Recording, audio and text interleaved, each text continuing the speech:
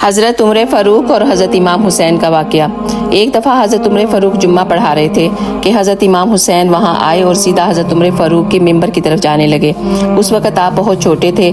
जब हज़रत अली ने इमाम हुसैन को मिंबर की तरफ जाते देखा तो पकड़ कर पूछा कि हुसैन कहाँ जा रहे हो?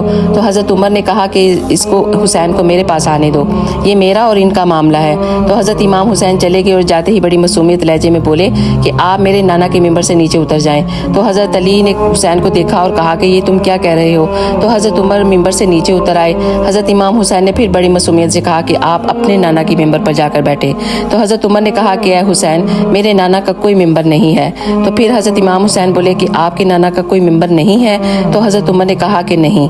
तो हज़रत इमाम हुसैन ने कहा कि जाएं आप फिर मेरे नाना के मिंबर पर जाकर बैठ जाएं। तो हज़रत उमर ने लोगों से फरमाया कि मैं इस मिंबर पर खुद नहीं बैठा, मुझे हज़रत अबू बकर सिद्दीक़ ने इस मिंबर पर बैठाया था और आज मुझे हुसैन ने उतारा है।